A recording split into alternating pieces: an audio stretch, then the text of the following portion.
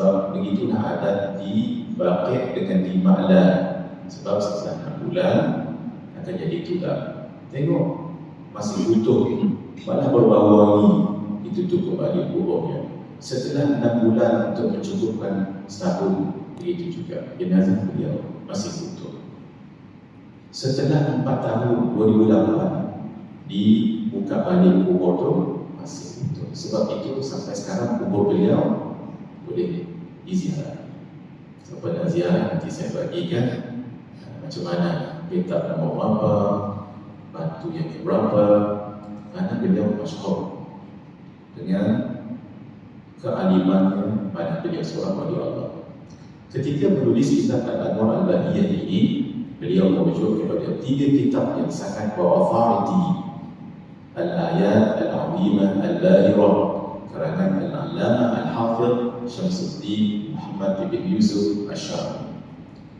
Kitab Qissatul Mi'raj atau Al-Ibtihaj bil Kalam ala Al-Isra' wal Mi'raj karangan Al-Allamah Al-Imam Najmuddin Muhammad bin Ahmad Al-Ghaiti. Juga kitab Hashiyah Abi Barakat Sayyidi Ahmad Dardir ala Qissatul Mi'raj karangan Al-Allamah Al-Imam Abu Barakat Ahmad bin Muhammad Ad-Dardir. Kitab ini masyhur di pondok-pondok di Nusantara. Diterjemahkan oleh anak murid kepada Syekh Ahmad Fahmi Zamzam Al-Banjawi An-Nadwi Al-Maliki, Fadil Ustaz Muhammad Zain Hamzah. Ada 2 version, satu Jawi, satu Rumi. Yang Rumi ni saya ada bawa, tak banyak, 40 naskah. Nanti boleh dapatkan dengan Tuan Imam kita, siapa yang mengenal kitab ini. Saya syokkan biar ada. Sebab bagi saya setakat ini buku tentang Isra Mi'raj yang paling lengkap walaupun ringkas buku ini lah. Sebab itu saya pilih buku ini untuk saya bicarakan buku ini. Ada juga terjemahan lain daripada penerbit lain. Saya gunakan kitab ini yang diterjemahkan oleh murid kepada Syekh Ahmad Fahmi bin Zamzam Al-Banjawi An-Nadwi Al-Maliki. Beliau semak terjemahan ini dan beliau bagi kata pengantar.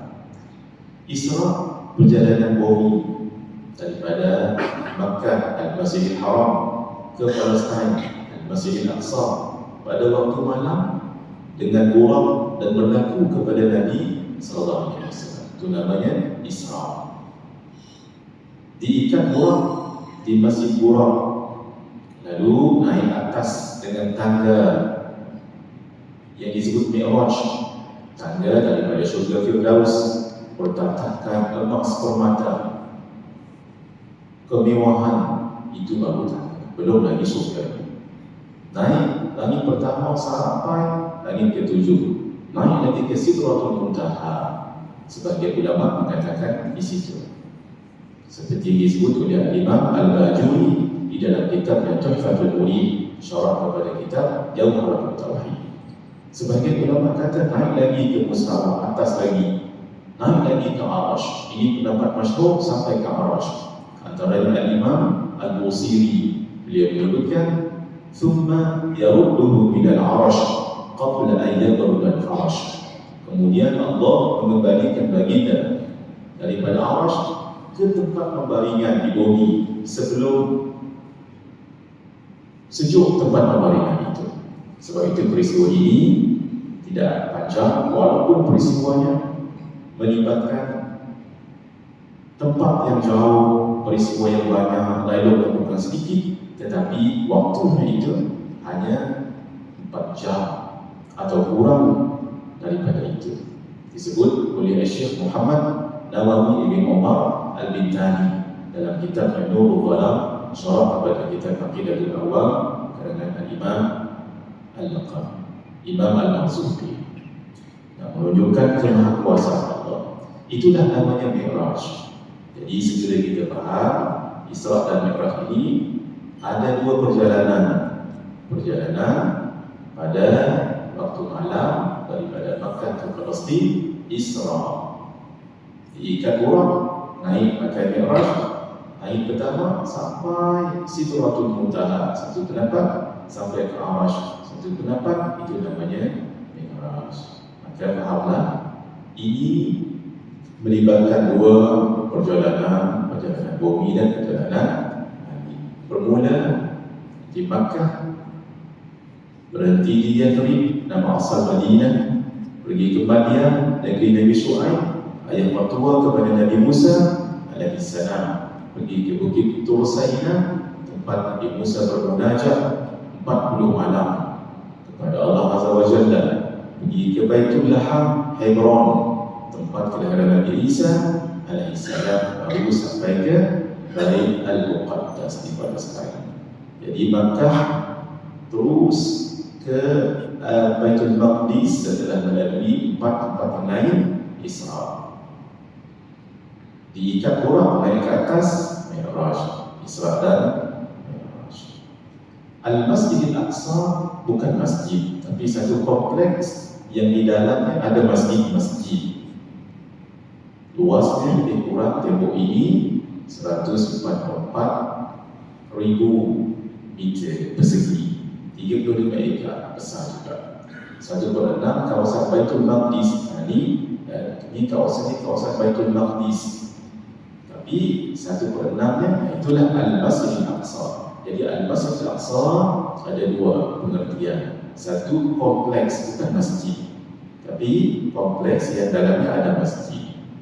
Orang Arab Makkah, nature mereka berniaga. Orang Madinah bercucuk tanam.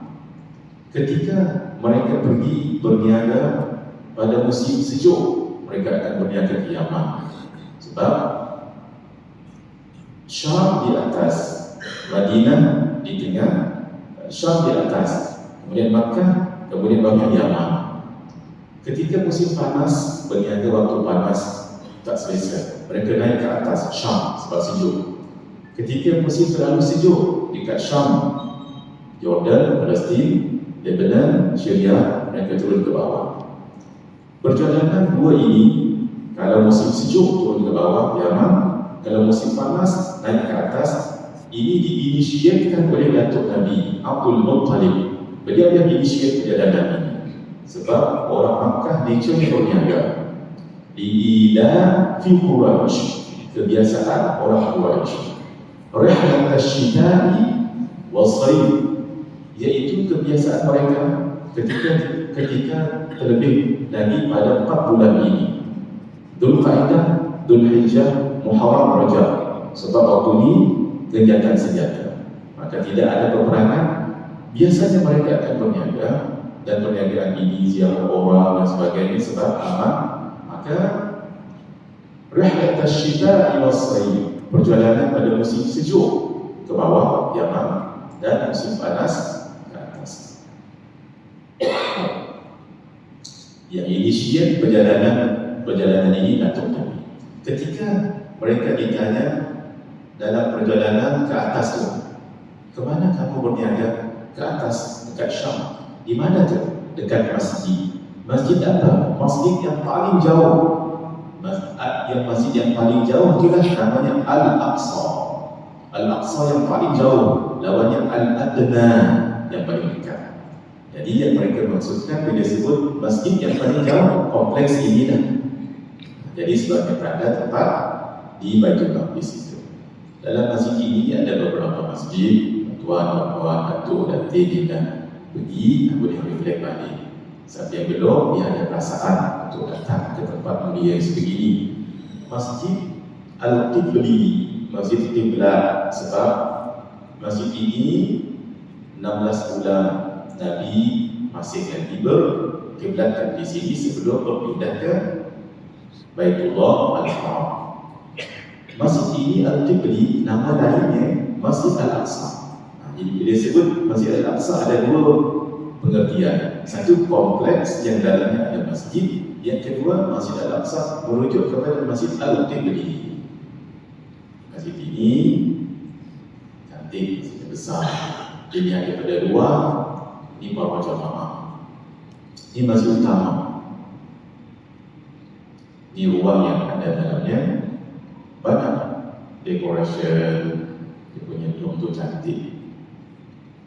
Ini Masjid Al-Qibli, masjid yang paling terkenal. Bila disebut tentang Palestin, selalu masjid ini dah akan ditunjukkan. Masjid Dome of the Rock.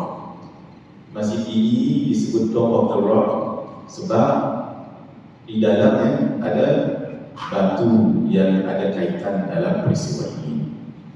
Masjid ini juga disebut dengan Masjid Al-Qubbatus Sahra, masjid kubah yang ada sahra, batu tadi. Ini batu. Kalau hajar, batu kecil. Kalau sahra, batu besar. Memang batu dia besar. Dia juga disebut juga dengan Masjidun Nisa, masjid perempuan, sebab perempuan selalu solat dekat sini. Masjidnya, Masya Allah. Satu lagi masjid yang kecil, sebagian orang tak tahu sebab ia dalam tanah. Dekat tembok masjid ini namanya Masjid Al-Buraq, kerana di situ ditamat Buraq ketika Nabi nak naik, dan begitu juga di situ diikat Buraq yang dipakai oleh para Nabi dan Rasul yang lain sebelumnya. Masjid ini kena turun bawah lupa, dia kecil, dan di dindingnya itu ada satu tempat dikatakan di sini nak ditambah Buraq, di tepi. Ini tempat dikatakan, mulut ke mulut periwayatan mengatakan seperti itu. Jadi masjid ini namanya Masjid Buraq. Di sebelah Masjid Al-Qibli ada satu masjid namanya Masjid Al-Marwani. Masjid ini juga digunakan bila Masjid Qibli tadi sudah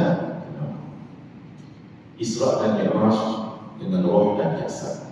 Buktinya Subhanalladzi asra bi 'abdihi lailan. Maha suci Allah yang telah memperjalankan hamba-Nya.